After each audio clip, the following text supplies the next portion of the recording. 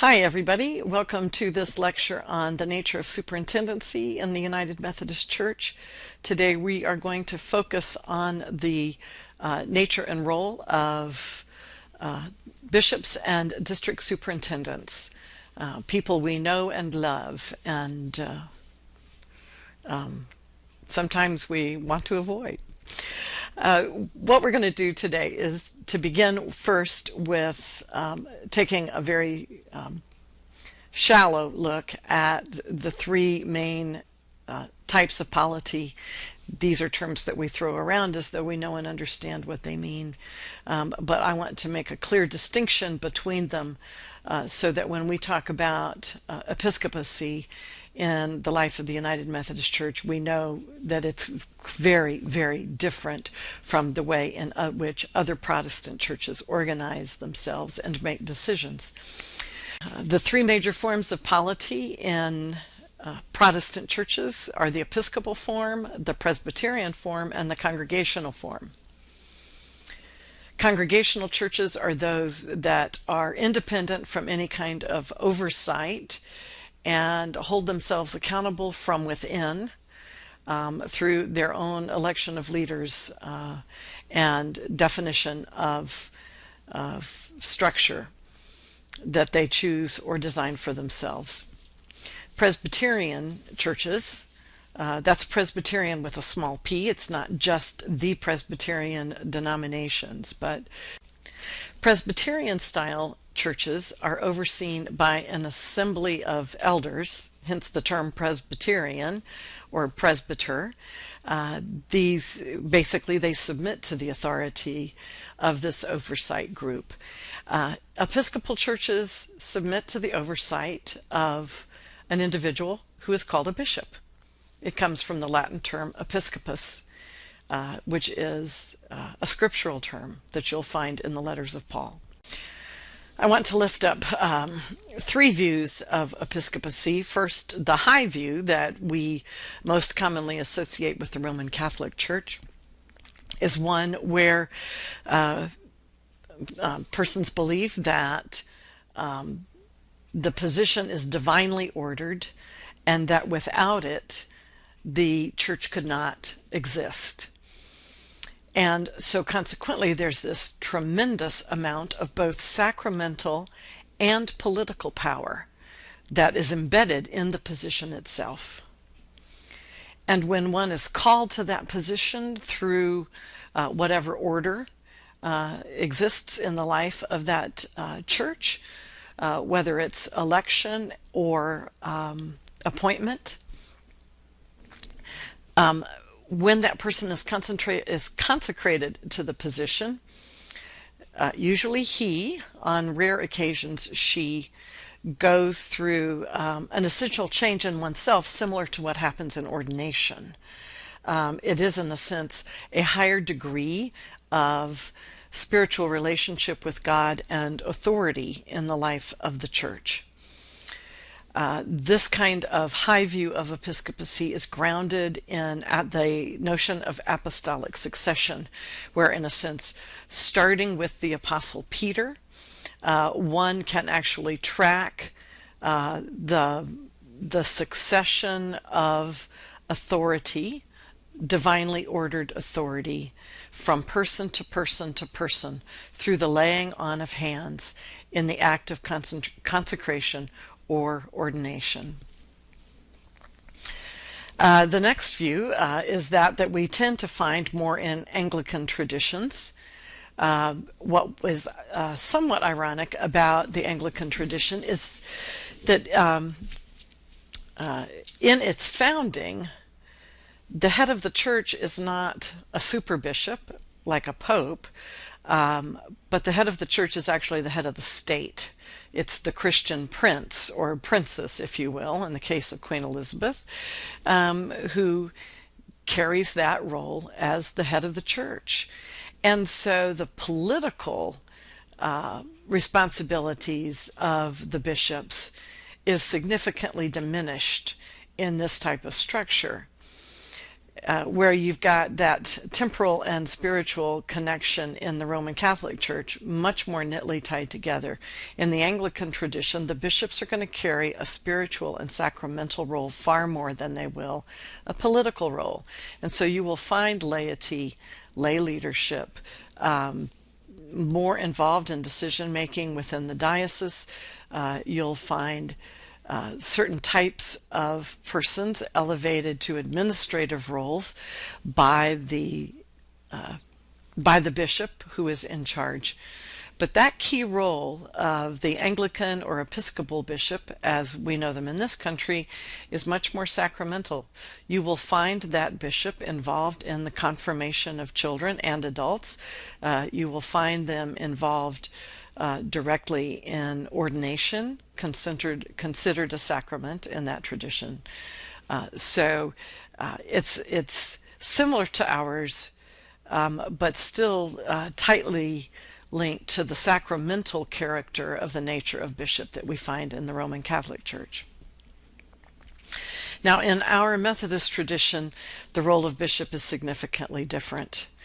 And that difference comes about because of what happened in the transition of power and leadership when John Wesley laid hands on Thomas Coke and Asbury, and in a sense ordained them as superintendents of the church in the United States.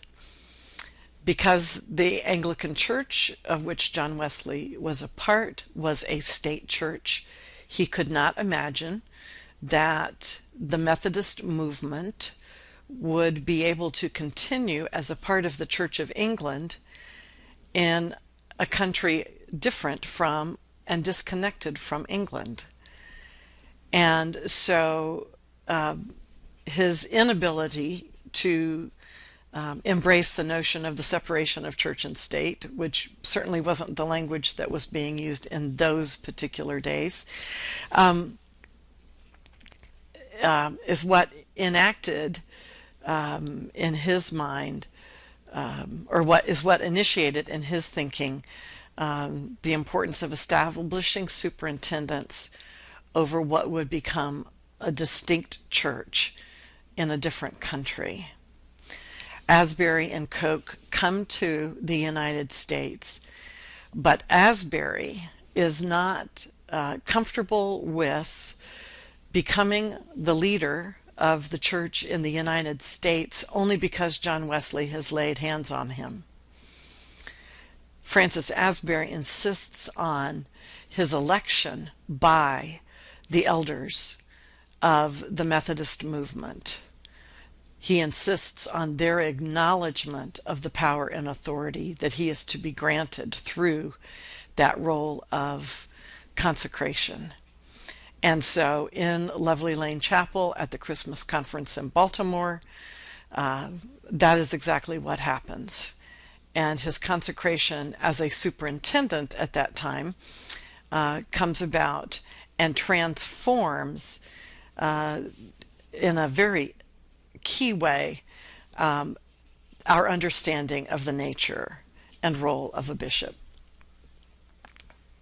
Thomas Coke was comfortable with that authority granted to him by John Wesley, but it was Asbury's act that made that transformation happen. Now, we do have a unique and hybrid form of episcopacy now in the United Methodist Church, and you will find some lingerings and tendencies that come out of a higher view of episcopacy, held in a kind of a paradoxical tension with the lower view of episcopacy as that role which is needed for the healthy ordering of the life and work of the church. In our Episcopal tradition, the role of bishop is rarely sacramental. You find a link there in the requirement that bishops be present at ordination and oversee the life and appointments of clergy. But the role of the bishop in the Methodist tradition is far more political and administrative, and to call it a sacramental role would be an overstatement.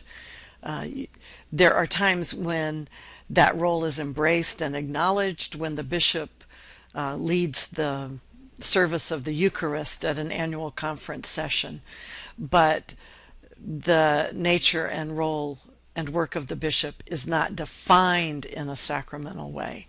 And that's a huge difference for us in contrast to the Anglican traditions and the Roman Catholic traditions. And yet, our bishops are elected for life. Once they are consecrated, they are always a bishop. You would think that perhaps in the way that it's such an administrative and political role, that term limits might be something that we would be open to, but that's never been the case. Another thing that's important to know about our bishops is that their executive role resides not in the individual work that they do as the general overseer of an annual conference or an episcopal area. Their executive role resides in the Council of Bishops as a whole. This is a significant shift in the understanding of power from the Roman Catholic tradition, and even probably you might think from the Anglican Communion, where you have the Archbishop of Canterbury that oversees and holds a huge amount of power within the life of these diverse Anglican churches. We have no super bishop. We have no one that functions in the role of a supreme power holder. We do have a president of the council, but that position rotates on an annual basis. And so consequently, it is only in the council and in the decisions made within the council as a whole that executive role gets lived out. And it's because of that that the unity of the church tends to be embodied in the Council of Bishops. You may remember a number of years ago, back in the mid-1990s, the General Conference that was held in Denver, a group of bishops came out and named themselves as opposing the position of the church with regard to homosexuality. When this group of 15 bishops took this action on their own without the knowledge of the full council,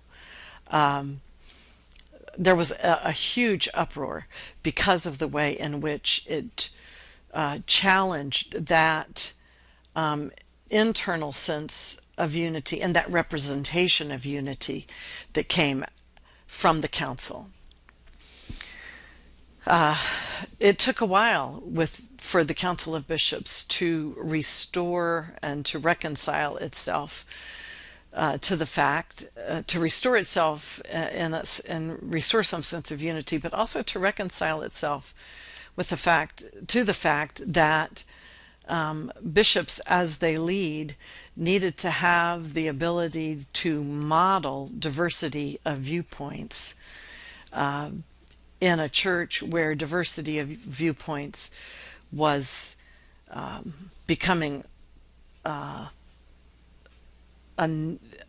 natural part of who we are and a key part of who we are. One last thing that might be of interest to you about bishops is that when they are consecrated, they are no longer members of their home annual conference. Just like when we are ordained, we are no longer members of a church, but members of an annual conference. Bishops, when they are consecrated, become members of the Council of Bishops. So you will discover, if you attend a general conference, a memorial service for the bishops who have passed away and the bishop spouses who have passed away in the quadrennium. That activity parallels the memorial service that happens at every annual conference that celebrates the lives of the ordained who have passed away in the course of that year. It's a fascinating ritual that's an important part of our heritage because it reminds us of the importance of our connection, of the clergy's connection to the annual conference, and then the bishop's connection to the council. It's also important to know that throughout our history, issues relating to our bishops and to the nature of episcopacy have emerged over and over again. The role of bishops has always been a controversial topic in one way or another. And as we look back at them, sometimes they seem kind of humorous, but others have been key transitional moments in the life of the church. As we said, Asbury and Coke came to the U.S. and at the Lovely Lane Conference, Asbury was elected as a superintendent, which changed the nature of episcopacy for us. They were first called superintendents, but shortly thereafter, Asbury preferred the term of bishop because he thought it was just easier to understand and because most people seemed to know what bishops were about as opposed to superintendents. In the 1790s, a faction broke away from the Methodist Church called the O'Kelly faction. There was already tension that had begun to emerge between the power and authority of bishops to appoint clergy to wherever they would appoint them, and the fact that clergy had no way to appeal that appointment. You might say that they were asking for some kind of process of consultation even that far back in the history of our church, but that did not exist. And because of that, the O'Kelly faction broke away and started its own tradition. In 1830, the Methodist Protestant Church broke away because they were resistant to the power and authority of bishops and really began to shape themselves, adopt a Presbyterian style of polity. And even that early in their tradition, lay people had a voice in church governance. And that didn't happen in Methodist Episcopal circles until much, much later. 1844 is one of those key transitional points in our history with the focus on Bishop Andrews and his ownership of a slave. Bishop Andrews inherited a slave from his wife, or through his wife. And the abolitionist movement was growing in the North and was strongly associated with the Methodist Episcopal Church in the North. There was a lot of pressure from the northern delegations to not allow bishops to own slaves because they felt that slavery needed to be ended in all shapes and forms, and if even a single bishop owned a slave, then that was a tacit approval of slavery by the church. Bishop Andrews arrives to the General Conference in 1844 to discover that he is the center of this negative attention and really caught between the northern and the southern delegations. And the end result of that was that he was, the vote was to remove him from the position of bishop, which resulted several months later in the separation by the southern delegations into the Methodist Episcopal Church South. And so we had this huge split based on regional lines around the issues of slavery that ultimately resulted in the Civil War. We were the first denomination to go through that split. The splits in the Presbyterian and Baptist traditions followed ours. And so that was a very, very difficult time in the life of the church. Now, what happened following that time is that the character of episcopacy began to change in those two different regions. In the Methodist Episcopal Church North, bishops were much more amenable to the General Conference. And in the Methodist Episcopal Church South, bishops were much more autocratic and had much more power within the areas that they served and led. And those particular issues emerged as problems in the reunification merger in 1939. Not only that, they were seeking to merge again with the Methodist Protestant Church that had done away with bishops. And so in 1939 there was a lot of discussion around the nature of episcopacy, the power of bishops, whether or not there were going to be term limits or whether bishops were going to continue to serve for life and so forth. But basically we ended up in 1939 with the role of bishops very, very similar to what we continued in 1968 through that merger and on into today. Now, the episcopacy has been examined year after year after year. Through the 1960s and 70s, there were commissions that examined the office of bishop and the work of the bishops. But true to form, very little has changed in the nature and leadership roles of our bishops. Between 2004 and 2008, you might find it interesting that we had two study groups, one from within the council and another by the General Commission on Finance and Administration, who were both looking at the role of the bishops and the impact of the episcopacy on the life of the church. And throughout the entire quadrennium, the two groups never got together to have a conversation. So that gives you some sense of just how sometimes our systems don't work well together, and that the nature of that the reality of episcopacy is a key part of who we are, and will probably never go away. And I think that's probably a good thing. Let's now turn to the topic of how bishops are elected. Bishops are elected at the jurisdictional conference. This was a practice that was started in 1939 with the establishment of jurisdictions. Before that time, bishops were elected at the general conferences. Might be one reason why general conferences lasted for an entire month. However, before that time, bishops were also called to serve throughout the United States and not just in regions defined by jurisdictions as we know them now.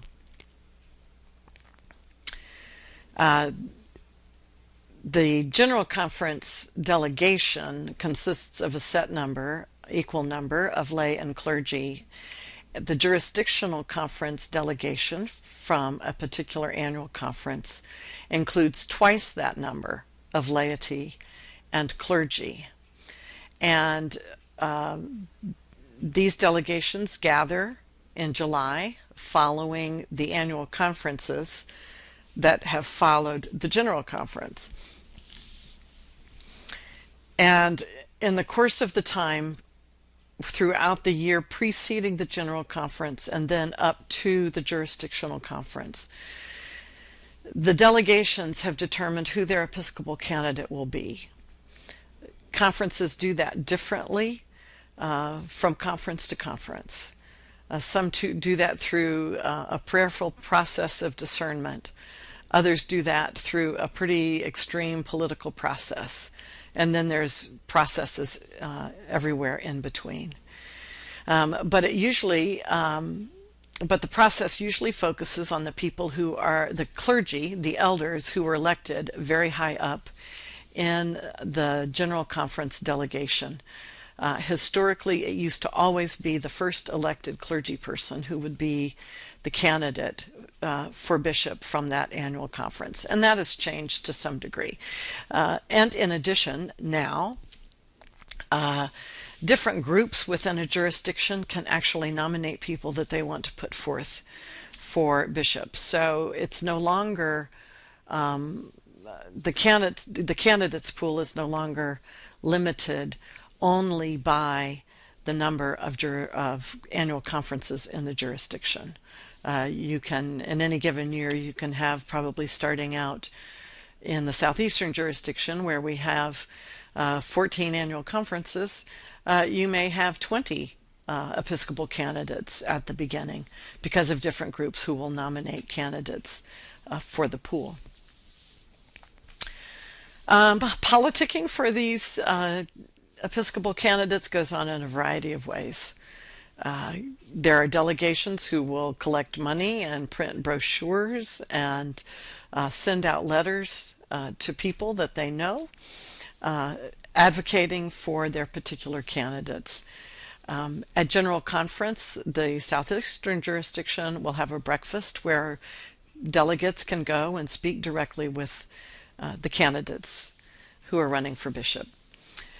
Very often then in follow-up, people can call the candidates and talk with them directly about what they believe and about what's important to them.